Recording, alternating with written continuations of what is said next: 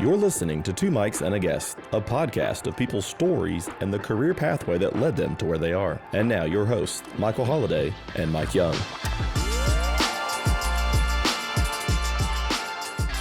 Welcome, everybody, to Two Mics and a Guest. I am Michael Holliday. Joined with me, as always, is Mr. Mike Young. How the heck are you? I'm doing great. We just got back from Thanksgiving break. Did you have a good Thanksgiving? I did. It was a little short, but it was great. Went Got to see grandkids, got to see my kids. Went by fast, but it was great. Mike, It's all good. who do we got today? We got one of my best friends, Brain Schaefer. He's part of the hood around our neighborhood. I'm an unofficial member of the hood, but I'm a frequent guest at his house, in his backyard, at his fire. He's a great guy to hang with. He's Woody's Bicycles. He does a little bit of everything over there. So been a longtime friend of mine on different roles and stuff, from soccer to just being buds. So great to have you here. Yeah. Thank you. It's good to be here. Thanks for being here. As you know, this is about people's career paths and where they're at and where they find themselves. We're a lot of times as students are sitting here in high school, like I did, and we're asking questions like, why do I know this stuff? And we can't even imagine after Friday, much less what we're going to do with our careers sometimes. And so that's all we're about. We're about conversations about how people got to where they're at. First off, Woody's Bicycles. It's a cool bicycle shop up at Swanee. I first got introduced to it when it was still down the mountain. Love that location right up there near Shenanigans. What's a day in the life at Woody's look like for you? Well, it's a bike shop. You know, we fix bikes, we sell bikes, we rent bikes. You know, this time of year it's a little quiet. Students are busy with finals. Students are busy with finals. Weather's turning. It's getting cold. People aren't riding as much. You know, so we do a lot of catch-up work from the season when we're busy in the spring, summer, and fall. Right. You know, so we do building maintenance, and we upgrade the place. Right. Make it a little better during the season. It's just nonstop. You know, bikes coming in for repairs, rentals going out, sales going on. We got there's 3 of us full time. Right. During the season, and they keep us busy, open to close. Well, really, I mean, I think, as far as I know, in our general area, this is the only full service like bike shop around, isn't it? Yeah. Yeah. Chattanooga, Murfreesboro, Huntsville, and Cookeville are the closest shops to. And y'all are a really high-end shop. I mean, you do from really high-end bikes to just basic bikes for anybody that wants to ride. Yeah. Tell me about rentals and stuff. I didn't even know y'all did that. I mean, y'all. Rentals. Swanee's a big destination in the summer. Plus, we get Parents' Weekend and homecoming and graduation. All that stuff where people come into town and, they don't want to drive their car around Swanee. They don't always want to walk, you know. And, we get the Mont Eagle Sunday School Assembly during the summer. Right. So we're just, bikes are going out all the time. And then Mountain Goat Trail's right there. Mountain Goat Trail's right there. We Yeah. can talk about Mountain Goat Trail too. That's kind of cool. Now, you talk about seasons. You're connected. You're right there at Swanee. It's a little community.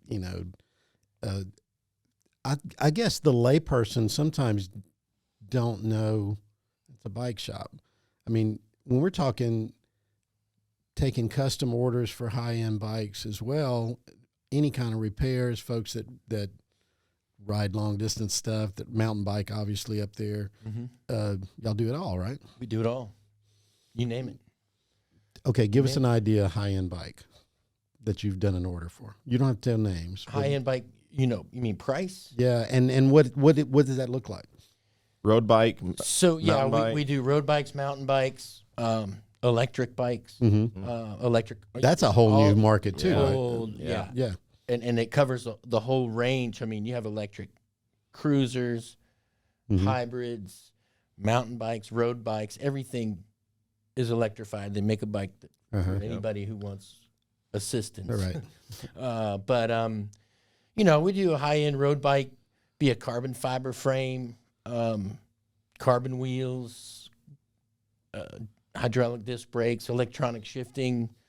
You see bikes, you know, upwards of $14,000. Wow. You know, and the mountain bikes, you know, same kind of deal. We're not talking to Huffy at Walmart here. Would not go to Huffy at Walmart. No.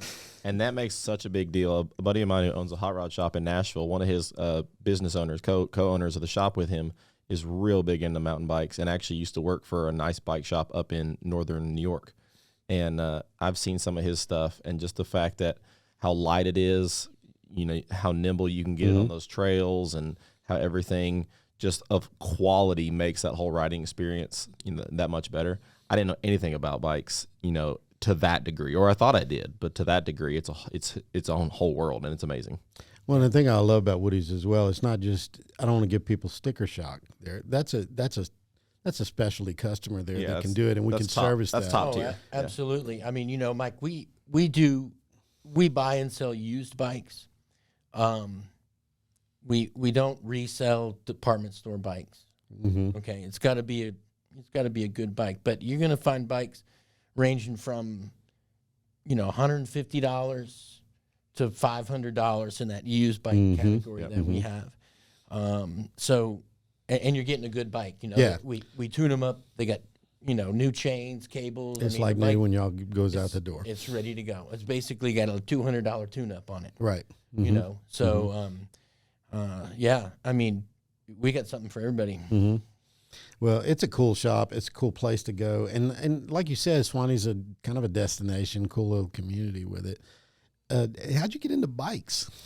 Well, I got a 10-speed bike for Christmas when I was 11 years old, and I had, prior to this, I had gone into our basement, finished basement in my parents' house, and I took my mom's bike apart, and I couldn't get it back together. Uh-oh. And yeah, right. So here's this bike all in pieces, and you know, what are we gonna do? Exactly.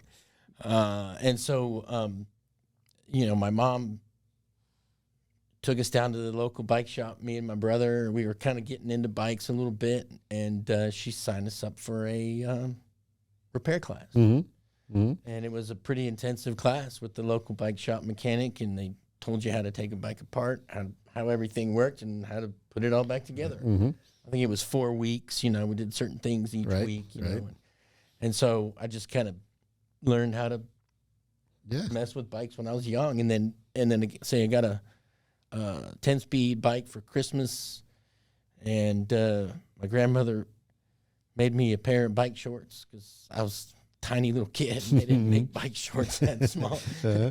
And I just started riding.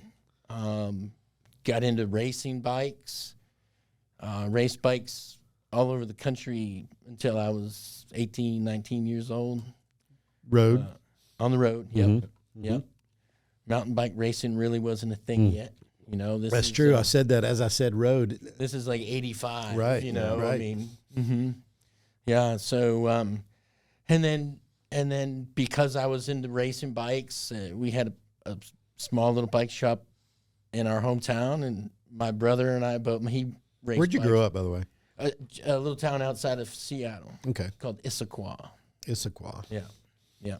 So y'all started. So my brother and I got jobs at the local bike shop. Yeah, we started learning how to put bikes together when they come in the boxes, doing repairs, and you know, it's just a part-time job, really, just to get cheap parts and learn how to fix our own bike. You know, right? And the guy needed help and cheap help. So yeah, I just kind of started it off. That's how it started for me with bikes. Very cool. I think it's cool the way your mom did that. Yeah, she's a smart lady. She probably wasn't happy that you took her bike apart, but let's learn how to fix it. You know, it's kind of good. Yeah, right. I mean, in hindsight, she probably like, I'm glad he took that bike apart. Yeah. It was a piece of junk, though. It was a free spirit, you know. Oh, I mean, it was a Sears bike. It was awful. Weighed about 300 pounds. No, I'm Oh, joking. yeah, man. I had one of Pipe those. steel. I had one of those. I didn't have the 10-speed. I had the old banana seat with the big bars. We had to learn how to fix it as well. The Schwinn? It was a Schwinn, I think. The paint was all kind of wore off. We took the fenders off, and we jumped any ramp that we could find. Oh, yeah.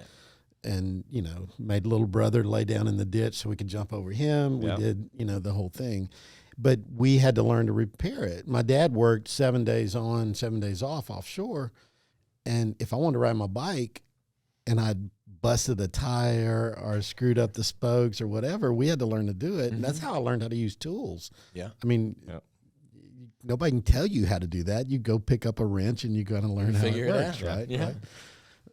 Lefty loosey, righty tighty, you know, the whole thing. I think bicycles for a lot of youth is one of the first few things that you kind of learn how does this work, and like the inner workings of. Because I remember a kid popping a chain off, you know, because the chain was too loose, and then you're like, well, how do I have this from not happening again? And then you either a parent or grandparent, someone maybe shows you how it's done. And I remember as a kid it being one of the first things where I'm like, oh, I can do this. Like I don't know.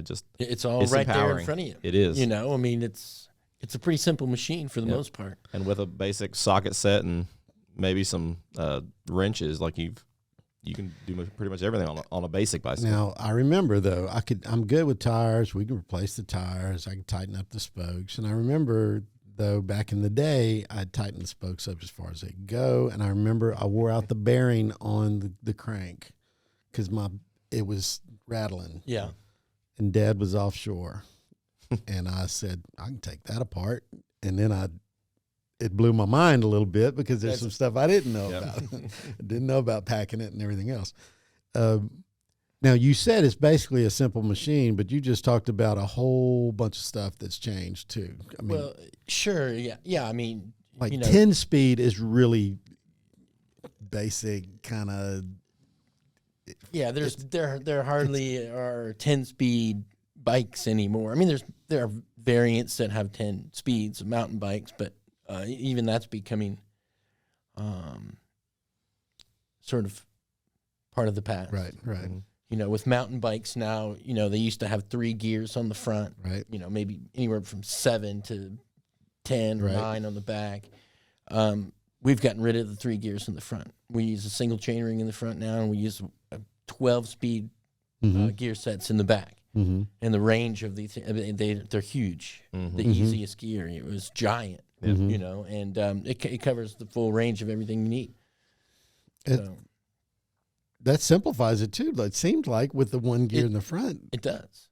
mechanically, I mean, does. there's a lot less to go wrong, right? Yeah, and you know, for most bike mechanics or home bike mechanics, particularly that front derailleur is the most difficult thing to deal with. They're awful. That. I mean, it's just not a good piece of equipment. I had my bike in y'all shop once a long time ago. Still, That's right. Because I don't know how to fix it anymore. Did it have tassels coming out of the handles? It did not. It had a sissy bar though. Okay. No, I'm joking. just trying to paint a mental picture here. It's a specialized. It's a decent road bike. It was a decent road bike, right? Absolutely. Very nice. I remember having a Kmart Huffy when I was a little kid, and I had to save up and buy that, and I really had to take really good care of it. And I remember maybe 3 or 4 years after that, there was a bike shop here in Tullahoma for a little while over there in between Kroger and what is now Planet Fitness. And I remember they sold Treks.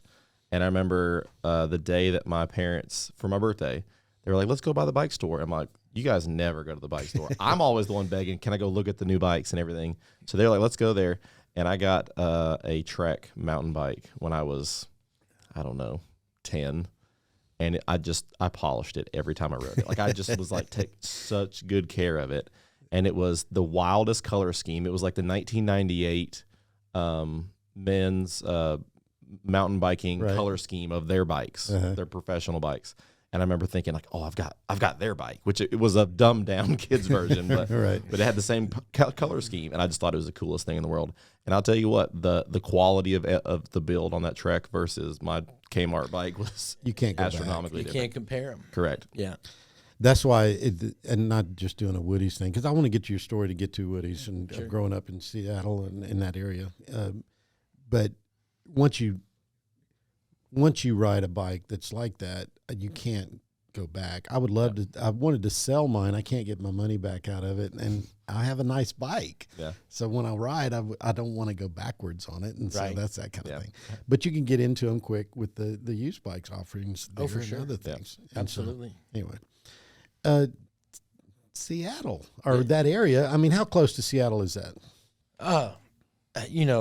20 miles. Yeah. I guess, it's a suburb, Seattle, the city itself sits on Puget Sound. Right, and then, right. And then on the west side of the city, you have Lake Washington. Right. And then you have Mercer Island in the middle of Lake Washington. Mm-hmm. Interstate 90 goes across. Mm-hmm. And then you have what we call the east side, Right. which is a little city called Bellevue.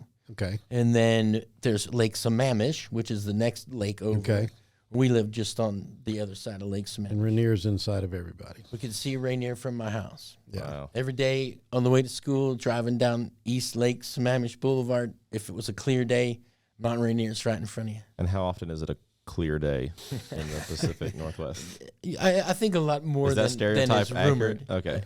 Okay. They do get a lot of rain. Yeah. They do get a lot of rain. Storm systems come in off the Pacific and they hit the Cascade Mountains and kind of park for a while. It's just gorgeous up there. I remember the It's first. beautiful. I've been there several times, but I remember, and a lot of times it's been foggy. But I remember the first time I got a good look at Rainier, and it's just awesome to see, and It it's is. just hovering over the whole area, right? It is. It's fantastic. Little snow cap on top, maybe. Yep. Yeah. Oh, Now, yeah, all the time. Yeah. as a kid growing up there, what was the music scene like? I've got to ask that question, man. Yeah, I mean, we grew up in the grunge scene, as Y'all were teenagers. grunge before grunge was cool, man. Y'all were there at the Before it became yeah, mainstream. I remember, I guess I was probably maybe 17 years old. We paid $4 and we saw Mother Love Bone and Soundgarden and Jane's Addiction. Wow. $4. $4. Yeah. It's a pretty good Great, bill. Yeah. great show. Great bet. show. But we would, you go to a club, you see, band like Green River or, Mother Love Bone, these guys. And yeah. That was the scene. I mean, it was that. But we didn't think of it. Right. I remember when I first left Seattle, I went to Montana State University, and I went out there and I was in the record store, and they had a Soundgarden CD, and I was like, "What? You just thought it was localized? You guys know who Soundgarden is? It just right. didn't. You just don't see outside your bubble. Yeah. We didn't. Internet wasn't Right. the thing, and it was radio, right? Well, you So- just said you went into a record store. We don't get to do that anymore either. Well, So I guess shame. it's coming back a little Used records now, bit. right? Exactly. No, that's got to be cool, though. I mean, it being in the city and being around that kind Yeah. of vibe and everything. What was high school like? High school was a good time. I enjoyed high school. It was a lot of fun. I was not probably the best student in my school, my grade. I had a lot of good friends. I guess I had friends in every group, in every Yeah. clique, or whatever you Right, want to call right, it. right. If there was a get together with the rockers, I could go and hang out with the rockers, or if it was the Right. deadheads, I'd go hang out with the hippie deadheads, or the football guys, or Yep. whatever clique it was. I had friends everywhere, and I just kind of made it a point not to pick one. No, that's kind of a good way to be. Good people are good people, no matter That's what right. their interests are. Yeah, That's right. Well, I don't care what clothes you're wearing, what your hair looks like, what boots or tennis shoes you wear. I mean, we all have a good time. Yep. It's so much of that stuff that's part of the high school thing. I know I'm an old fart, but I mean, it's so much of it is artificial, right? These designations we put between folks. Oh, sure. And we miss out on a lot of that stuff. So I think it's a cool thing. It's probably served you well as you've moved on through life as well, right? Absolutely. And I had an older brother when I was in high school. He was 2 years ahead of me, so I was a freshman. He was a junior. And so I knew a lot of his friends growing up, and he was kind of the same way. He knew it. He hung out with everybody, and so as soon as I got to high school, I had all these older friends, which certainly doesn't hurt, a freshman in high school. Right. Right. Exactly. You got a place to sit in the cafeteria automatically kind of thing. That's right. No one's going to pick on me if they know me. Yeah. Well, that's true. Yeah. Now, did you do sports then? Where did you start learning? I know you love soccer. I know that's. Yeah. I watched a soccer game with Brian last night that I don't want to talk about because we're kind of a craziness. It's awful. It was an awful ending. So yeah, I grew up playing soccer. Sports. I did sports my whole life. When I was a kid, we were on the swim team. We played soccer. Road bikes, you always said. Road bikes. I got into. I was a runner. My middle school, we had a track and field, a cross country program with some great coaches, and I mean, I ran a sub 5 minute mile when I was in 8th grade. There you go. That's a good one. And I was like the third fastest guy. I mean, it was that's a strong team. We had some runners, man. Yeah. Well, but that Pacific Northwest is also very run heavy too, with University of Oregon being there and the head of Nike and the founding of all that. So that's a big running area of the country, I would assume. It is, and it's a good. The weather is good for running. Right. It never gets too hot. Right. It never gets too cold. Yep. You can always. But so then we kind of being on the swim team and being a runner, and then I had knee problems, and so the doctor said, well, you should start riding a bike, take care of these knees. You're going to build up some muscles, you skinny little guy. Right. And so then that sort of transitioned into attempted triathlons. And which didn't go well for me because they're open water swims and water's cold up there. Water doesn't get warm up there. It's like a polar plunge all year round, right? And so I'm this, 95-pound you guy. lose your body heat quick. I get out of the water, I got hypothermia. Right, It's right. like, forget about it. Right. And so I just kind of sort of blew that off and then transitioned into the bike racing scene locally, which was in the state of Washington. The junior bike racing scene was huge. I mean, we had races every weekend, and the junior field was 40, 50 guys. Wow. It was real bike racing. We've got one of our students here at TVA is travels and does bike racing, and similar to what you've talked about, a lot has changed since then, obviously. Yeah. Because you're an old dude. I'm joking. But there's stuff that we didn't even know about. There's travel, bike racing, and those kind of things. Sure. Anyway, I didn't mean to interrupt, but it was interesting because we've got a student doing that right now. Yeah, but I also played soccer growing up, and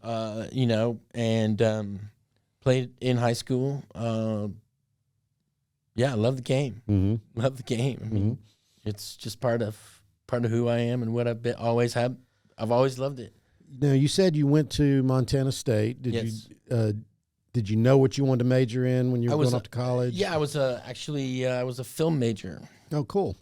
But I did not know that. In high school, also, I went to a great high school. It was a rural town back then, if there still was anything like that left over in Seattle, and small school. But we had a teacher there who was into the media, and so we had an editing room. We had video cameras. Very cool. And so. That was my elective, every semester I was in there, and so we were always filming stuff, making videos. We did a video yearbook where each kid picks a segment. I'll do the girls soccer or, do basketball or whatever. And we make music videos. That's a great idea. Put together this whole school video yearbook. And it was a cool thing. Yes, it is. Little like, one song segments for each thing, so 3, 4, or 5 minutes, whatever, and so I would learn how to edit video and do sound and stuff like that, and so I thought, yeah, well, I'm going to go college and be a film major. And then I got into college, and they said, okay, well, you have to take acting classes, and you have to take photography, and you have to. I said, I don't want to take those classes. I don't care to act. Right. Give me a camera and get out of the way. Let me make something, you know? And I realized that maybe film at that level was probably not, you know, where I was going. You know. So how did that impact your college, though? I think that the snow in the Rocky Mountains affected my college more than anything. Why would that affect your college, Brian? Again, I grew you up. See me leading you there. I grew up snow skiing, and man, you got the best snow in the world at Bridger Bowl in Bozeman, Montana, and it was cheap tickets. You ride your bike out to the edge of town, the gas station, and stick your thumb out, and catch a ride every day. It sounds like Brian's an outdoorsy person. Sounds like it a little little bit. A little bit. Yeah, a little bit. But second quarter, we had quarters. A back thumb then. would work too, right? Oh yeah, yeah. You never fail to catch a ride to the mountain. Yeah, and so I spent more time on the mountain than I did in the classroom, and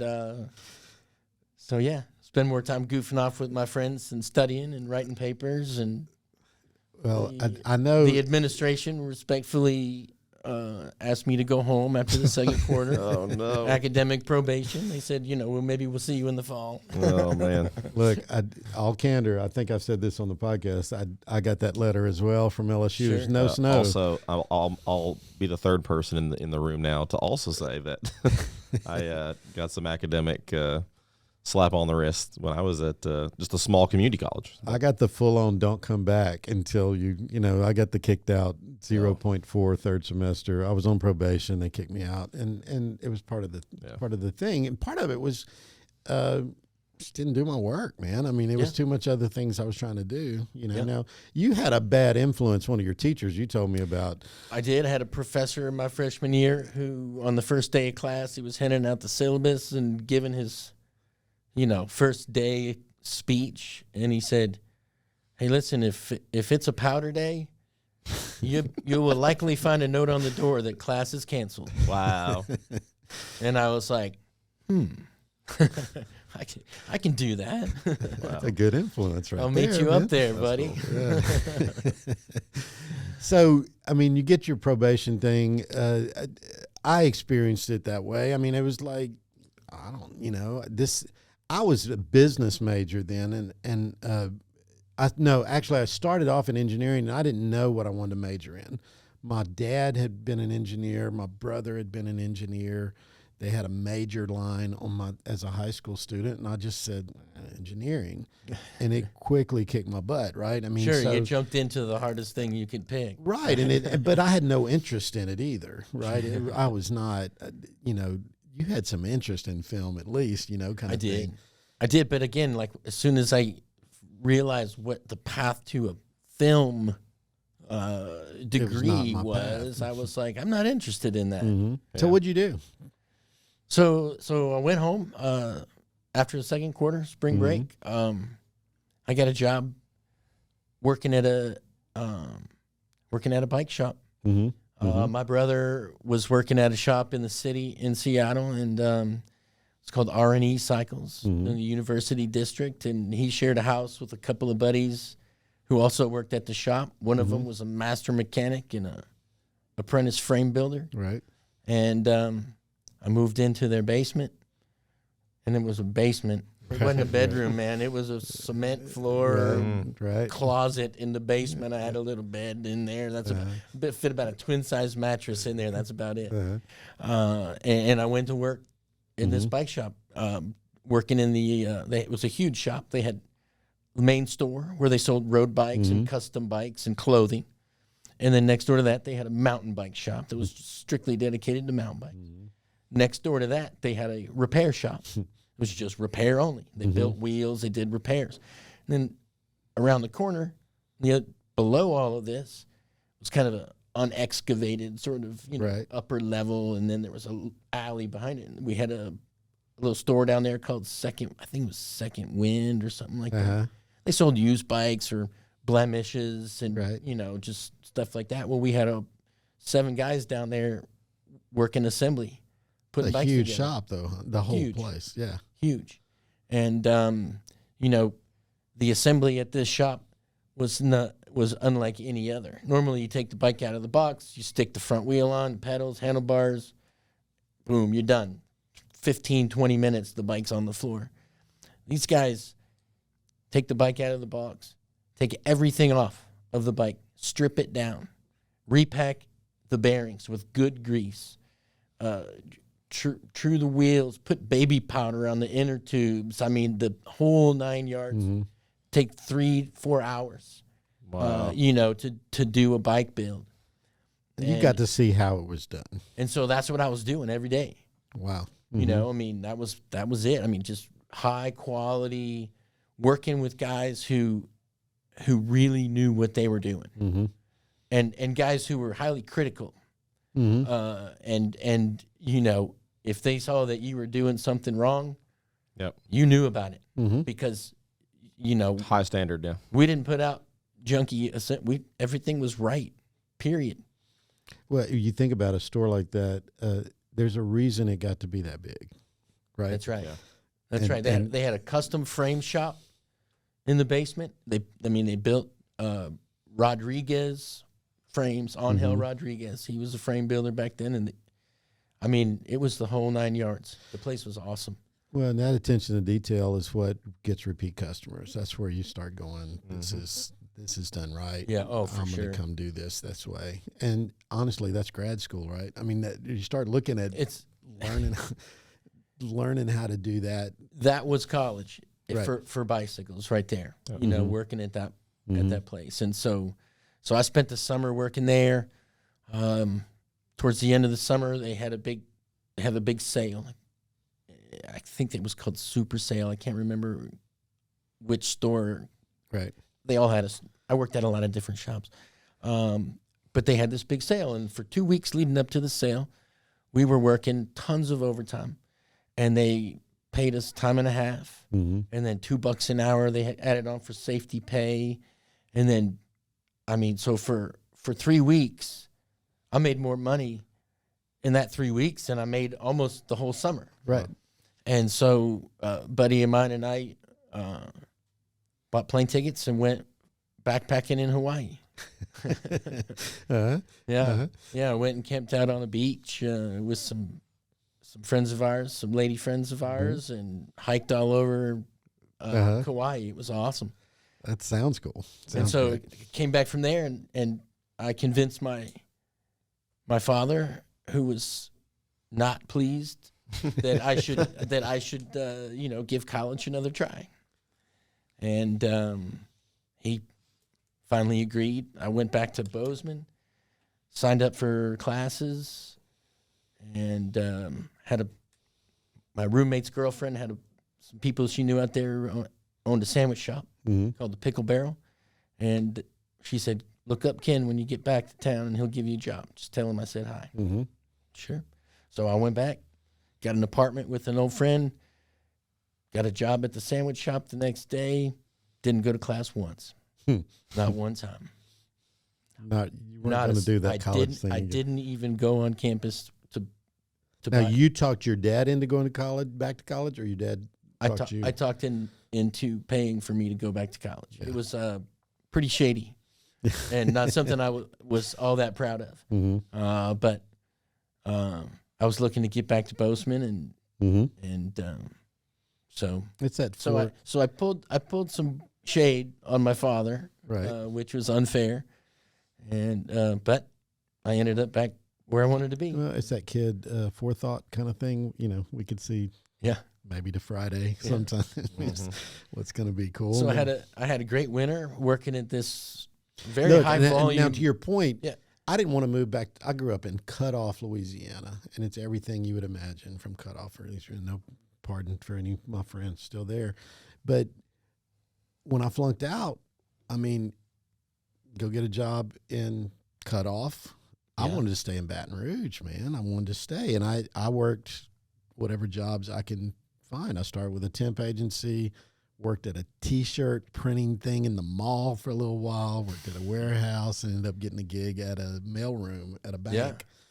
But I just wanted to be there. I want to be in that college town and that atmosphere kind of thing. Yeah. So I totally get where you're coming from. Oh yeah, with that. I mean that was the plan. Get back to hang out with some friends I made who I enjoyed being with, and ski season was coming. I knew I wanted to hit that, and so I worked at this little mom and pop sandwich shop.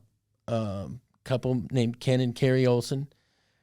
It's a couple who basically raised a bunch of college kids their whole entire adult lives running this sandwich shop. Never had kids of their own, but Carrie was like everybody's mom. She was the most wonderful lady. And so yeah, I mean, I drove a delivery truck, made sandwiches, cooked grilled sandwiches, cut meat, did the whole 9 yards, did everything. There, learned how to clean kitchen. Right. I mean, Right. And had a great winter, skied my butt off, and it was good. So at some point, that's going to end. Like being the non-college kid in the college town, right? Yeah, right. Obviously, it didn't take long, before the school sent the final letter. Right. Now you're done. Right. My dad was not pleased with me. My mom was not pleased with me. I was kind of patting myself on the back at the time, thinking how clever I was. And, hindsight's 2020. It's probably not the best way to do it. I probably could have done it on my own without wasting their money on school. But. Well, again, there's a thing about the foresight that a kid has, or the judgment we have was so limited sometimes. Yeah. But there's a point where we make that transition, whatever it might be, where we start moving toward that other thing. And you've obviously made that transition at some point. So where'd you go from there? When you get that letter, it could be devastating. I mean, you didn't want to be college. I mean, that was kind of your thing. I was cool with it. Right. I was cool with it. I was like, I knew that was coming because I didn't go to school. Right. I mean, I just didn't go. And, so, I rode out the winter, working and skiing, putting skis on the snow every chance I got. Hooked up with guys who were backcountry skiing all the time, and did a lot of hiking and skiing, off the grid, off the mountain. Kind of got into that, and then the snow melted, the season ended, and I went back to Seattle. Picked up a job at a different bike shop, and just worked this summer, just plugging away, fixing bikes, and learning everything I could. So, yeah. Just always going to finding the next gig. Did that. You were doing gig work, kind of. Yeah, was what did you were that doing. summer. Finished up the season and said, I think I'll go back to Bozeman. I went back to Bozeman, picked up another job at the Pickle Barrel. I ended up being a manager. Met my wife there, working at the sandwich shop. She moved to Bozeman from Tullahoma, and I remember first day that she came into work. I met her and said, "Hey, what's up?" And and then she left at the end of the day. And my boss, Carrie Olson, looked at me and she said, "You're smitten." And I said, "Oh, come on, give me a break, leave me alone." Look, you just said she had raised a bunch of college students, man. She knew what was going on. She had me pegged. She knew right away. So, but yeah, and then I did another winter in Bozeman, went back to Seattle, and did another summer fixing bikes, working at a bar, bartending at a place called the Red Onion in Madison Park. If you're ever in Seattle, it's the best dive bar in the city, hands down. Let me write this down. The Red Onion. Red Onion. Yeah, best dive bar in the city. So, Carrie's your connection to Tullahoma. That's right. How did she end up there? First of all, just for school? She was moving to Seattle. Was her plan with her best friend. Okay. And her best friend had some classes to finish up, And Carrie was ready to get out of Tullahoma. And she had known a guy over the summer who lived in Bozeman. Mm-hmm. And he said, well, just come hang out up here. You know, we got a house, we got roommates. You can just come on up and hang out. Mm-hmm. So she did. Wow. She got a job at the Pickle Barrel. And The rest is history. yeah, you know, we didn't actually date that winter. Mm-hmm. I remember she got there maybe in December or so. Yeah, I think I was there until about April. Well, I had a The boss had kind of planted that in your head a little bit, but go ahead. I had a girlfriend in Seattle, Uh, and so I wasn't dating anybody that winter. Mm-hmm. You know, I was going to say, I'm going to go back in the spring. She'll be there. Everything will be cool. And then I got back and found out I didn't have a girlfriend in Seattle anymore. That I didn't know about that. But so yeah, then Carrie and I hit it off, and she moved out to Seattle and, with her friend. And Now, Tullahoma's a draw because y'all are back here. Have you been back in Tullahoma? She brought you back to Tullahoma. Yeah. I've been here a while, huh? yeah, I'll probably get to that, and that's a little bit later in, Okay, in go the ahead. story, I guess. But so yeah, went back, you know, spent the summer there, and then I think Carrie and I spent that winter in Seattle. Mm-hmm. We didn't go back to Bozeman that summer. I was working as a valet at a little hotel down in Pike Place Market, just making money parking cars. And she worked for, you know, she's a social worker. She had a funky job in the city and was a nanny. And, Right. you know, we just kind of played house. We got in an apartment together and, you know, got a dog, which was crazy. And so, yeah, we spent that winter in Seattle, and then we moved to back to Bozeman together in the summer of that next year. Spent the summer and winter there, and worked at the sandwich shop.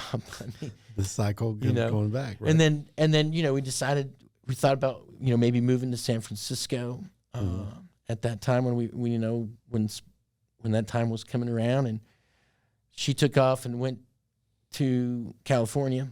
I worked for a fence company at the time, building fences, and we had a state contract job. We were building a chain link fence on an interstate overpass, and the money was too good to leave until the job was done.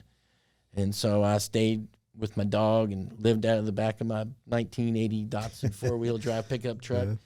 And, you know, just rode it out. And then she decided that California wasn't the ticket, and we went back to Seattle. I met her there, picked up another job working for a bike shop, big company, 8 stores, massive, giant warehouse. And I worked in Linwood, Washington. I had to commute. I rode my bike 30 miles each way, probably 3 days a week, just not have to sit in traffic. Right. And it was a good company. They took care of us, but it was one of those slap it together, out the door. Right. It was all about the bottom line. Didn't care about quality, didn't care about any of that. But they had me in a position where I was not a manager of the store I worked at, but I went to every store that they had.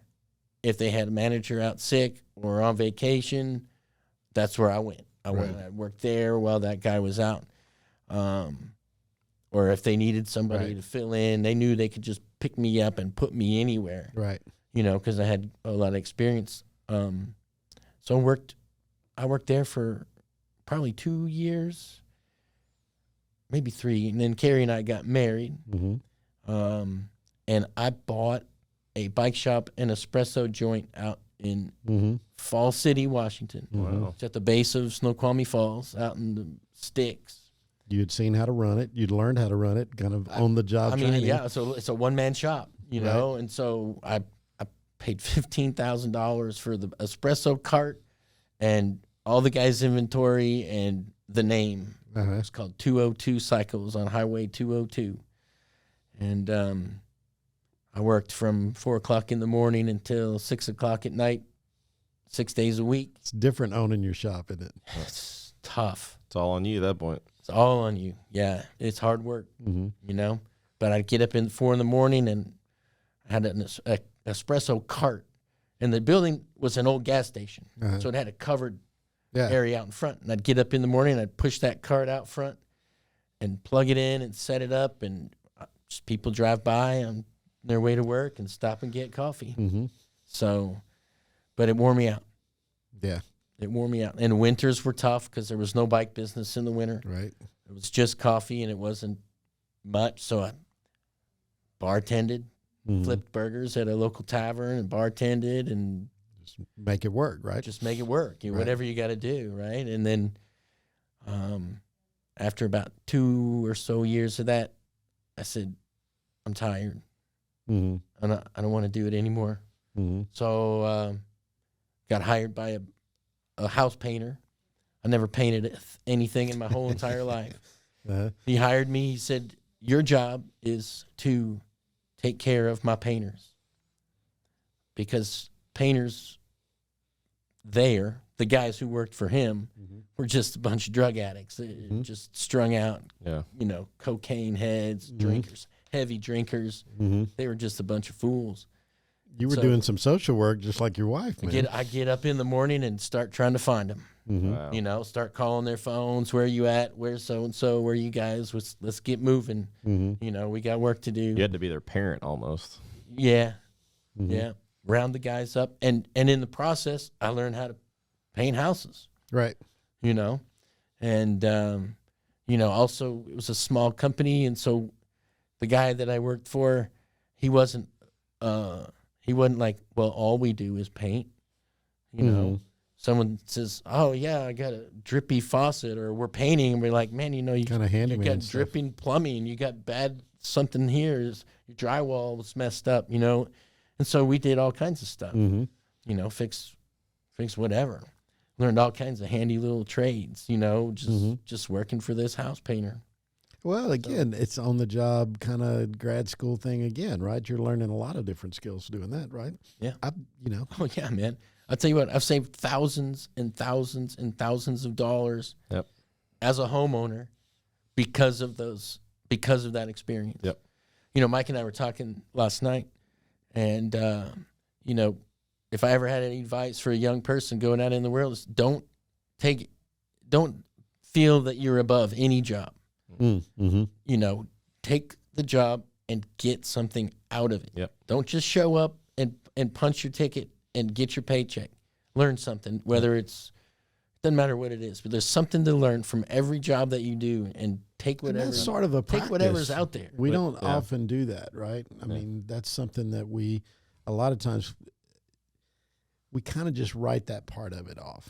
They don't have anything to teach me here. I'm just going to punch my ticket, like you said, and do it. But you're pretty passionate when you talk about that. Every job I've had, I can say that there's a skill or something that I took from that experience that led to me being a better employee or shop owner or just person in general. The word I don't know the word. There's sort of a posture you have to take in a job to be able to see that part of it. Yes. Right. You have to be open. To seeing that. Yeah. And a lot of times we can go at it, right? Yeah. I for 5 years, I worked at a large scale commercial branded hardware store. And again, I wasn't building the houses, but I sold all the products to the contractors because I worked in the contract sales side of it, not so much the retail customer that came in. So I learned about building supplies. And so to your point, you're going to pick up and learn a life skill in a job that you might think is just a job that's getting you by at that time. And for me, it was just paying my bills at that time. But going forward, if I have a plumbing issue, or if I have, need to blow out a wall, and then you do some sheetrock, like I know those things because I sold some of those products. And also to your point, you learn how to deal with people. Right. You learn how to deal with customers. You learn how to interact with people. And I know before that time, I just would interact with people differently myself, whether it be rude or snappy or whatever. But then after having that job, I'll be talking to someone in public, or I'll be at a place of eating or a retail place, and you like, oh, maybe this person's having a rough day. Maybe that's why this is happening. And you learn to like see Right. the other side of that coin. And You know, the biggest thing that you can learn working in retail yes, is empathy. yes, I mean, Yes. you don't have any control of who walks through the door to your store or whatever, restaurant or whatever.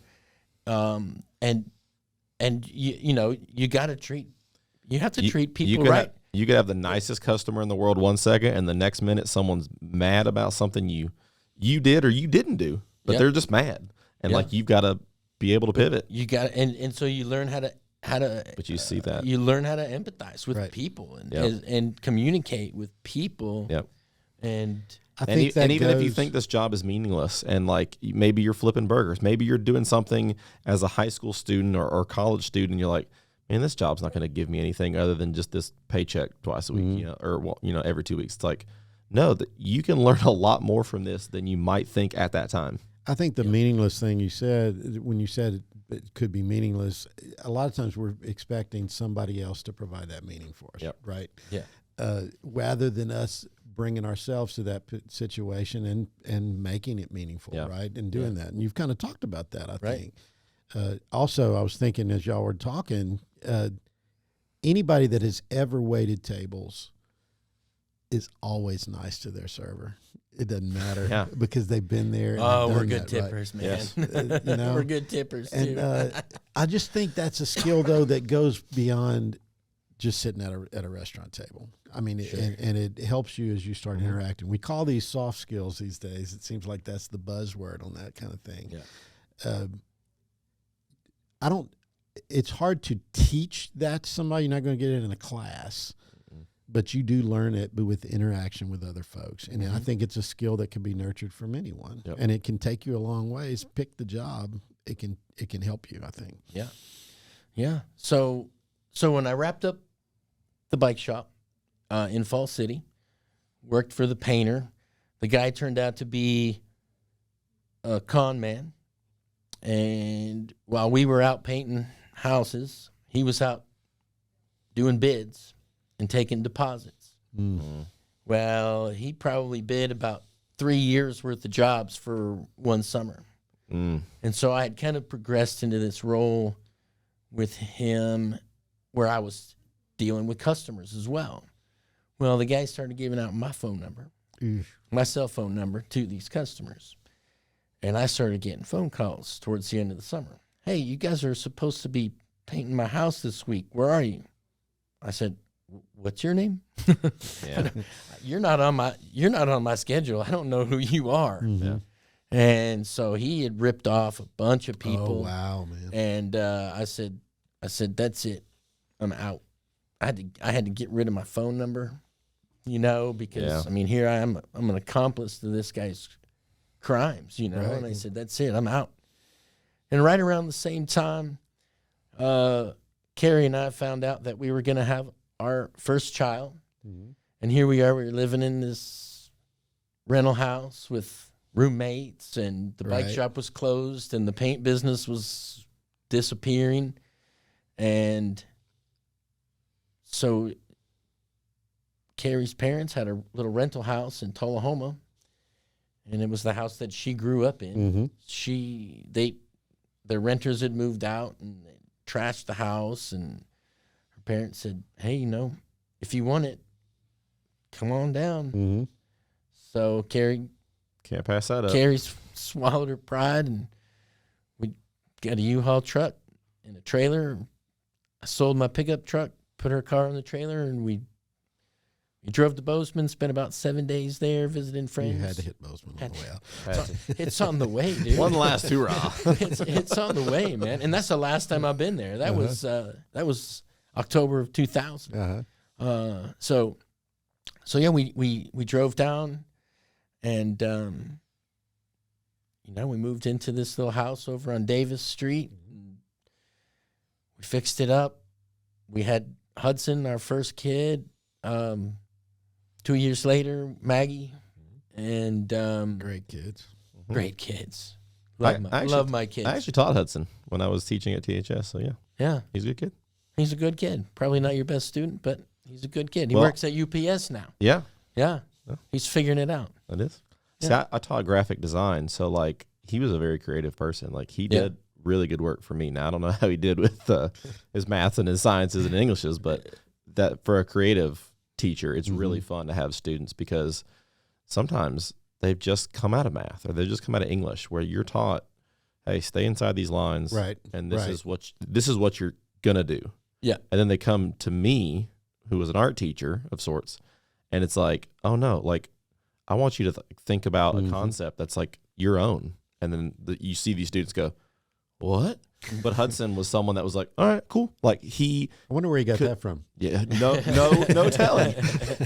But I just want to brag and say that he was a very he's a creative good dude. person. Yeah, He's a good dude. But yeah, so when I first got down here, I was kind of shocked. You know, I had been to Tennessee before, but This is flatland now. but right. People Swanee is people a little hill. people call Swanee the mountain, and I kind of go, what mountain? I don't see any mountain. There's no mountain here. But I called it that already in this podcast. hey, look, I call it that now. I mean, so, but when I first got here, that Skedaddles, Yep. was Right. the bike shop down there. They had just closed recently, and someone said, "Man, you should go down to Woody's Bicycles and see if he's hiring." Yep. So I went down there one day, and They're still in Winchester. they were in Winchester. They were in the process of moving from Rainbow Row, 2nd Avenue, the original store, into the Nice Hardware store building. And I walked in and I said, "Are you Woody?" And he said, "Yeah." I said, "I was wondering if you're hiring." And he said, "That depends on your experience." And I said, "Well, where would you like me to start?" You know, and I gave him my list of places that I worked, and he said, "When can you start?" He says, "You're not going to like the pay." He says, "It's $7.25 an hour." I went, "What? $7.25 an hour? Are you kidding me? I got to eat, man." But that didn't last long. Right. You know, I mean, I was. He saw what you could do. too.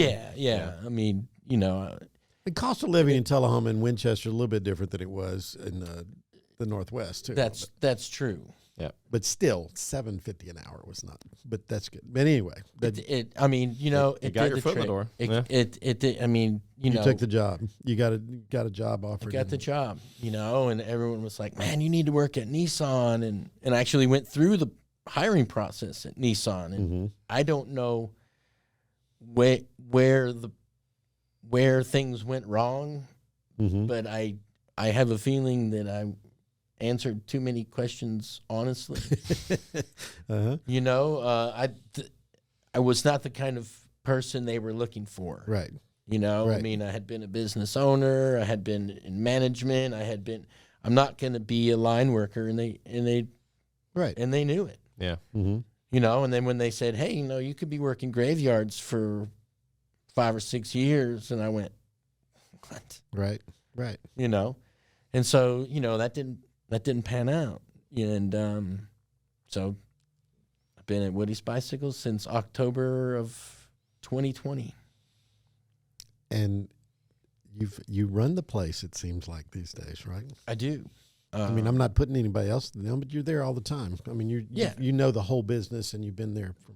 Yeah. And it was a good decision looking back on it. Yeah. You know, there was a time, you know, we were in the Nice Hardware store, which was huge. Right.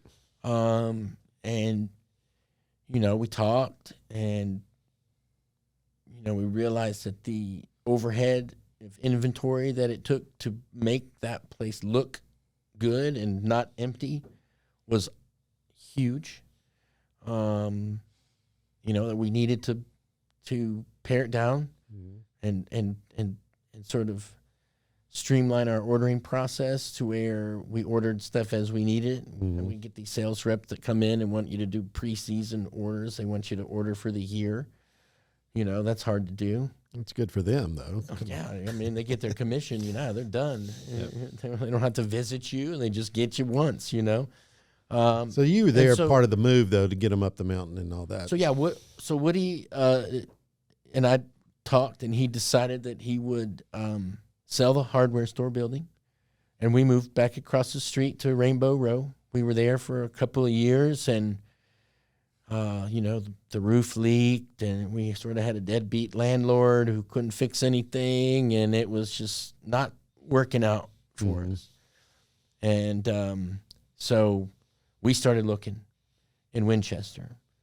And back then, for some reason, all the landlords in Winchester thought that they were sitting on gold mines, and the rent was astronomical. It was unreasonable. And so Woody's wife had a classmate from University of South who had this little red house next door to Shenanigans, and we looked at each other and we said, Swanee, let's go look. And so we went up and we looked at the place and decided that we could make it work. And we packed up all our stuff and went up the mountain. Best move we ever made. I mean, you go look at woodysbicycle.com and you'll see the little house there. It's a cool place. It's a cool spot. It's right there in the great part of Swanee. It's a great spot. Well, look, I don't want to cut you off. You got something else. We're going to have to wrap it up. But what is something that you would say to your younger self now? You're sitting here, like you've got a long story, and you've done lots of different jobs. You took the job in front of you, right? Yeah. And you've talked about the journey that you and Carrie took to get back here in Tullahoma. You talked about her swallowing her pride and coming back home. And it's turned out to be a good move, obviously. I believe so. We've got great friends, a couple of great kids. I love Tennessee. What would you tell young Brain Schaefer back there in the day? Don't regret anything going forward, man. It's just keep moving forward, though. Yeah. Believe in the path. I mean, sure, there's going to be bad choices. They may seem like bad choices at the time, but they don't have to define you forever. No, but and then to learn from everything, learn from every experience.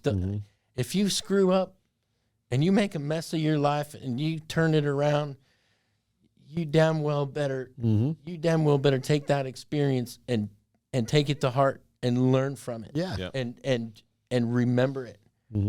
Don't just look back on a bad time in your life and say, boy, I really messed that up. What a dummy. Look back on that time and learn why. Yeah. Right.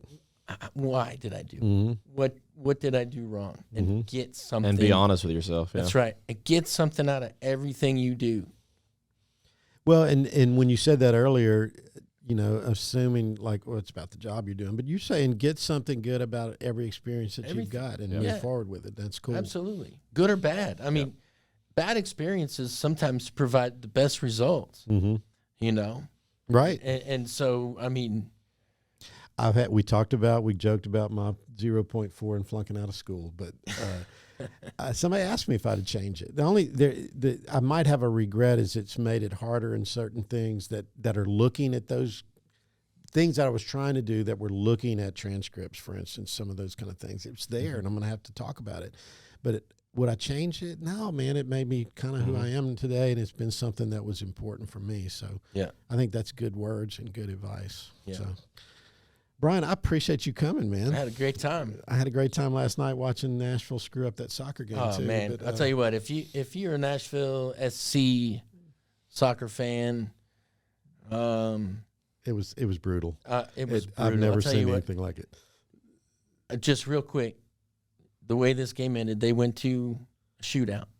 It's tied 1-1 at the end of regulation and overtime. And Nashville, the Philadelphia goalkeeper saved their first two shots, which was fantastic. I give the guy, the guy's a hero. But it's unheard of. I mean, I've never seen. I don't know if I've ever seen back-to-back blocks like that. I don't think I ever have. Never seen it. And then the next two shots, Nashville just blasted the ball over the top of the crossbar. How do you miss like that? I get it if you hit the post. Okay, I get that. Yeah. Right, because you're trying to put the ball in the these corner. weren't You're close. trying to keep the ball away from the goalkeeper.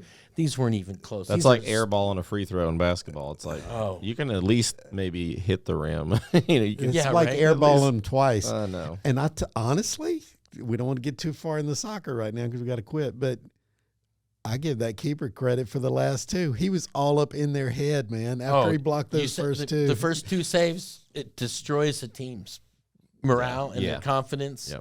and you know. he was in it, man. He was in their head at that point. Oh yeah, and he was dancing around in there, waving his arms around. He was fired up. And it's always tough when it's decided with a shootout too, because it's just like It's part of the game, and everything that happened before led up to the shootout. I mean, that's True. why they're sitting there. True. But it's still, I'd rather see him play until they can't run anymore. I'd Yeah. rather just see him keep playing. You know. because But- at some point the defense will break down when they get that Yeah. tired. Yeah, referees get tired. We'll have to do a soccer podcast. We one of will. these days. Brian, thanks for coming, man. Thanks for having me. All right. I had a good time. all right, everybody. This has been this episode of Two Mics and a Guest. We hope you enjoyed it. We will see you guys next time.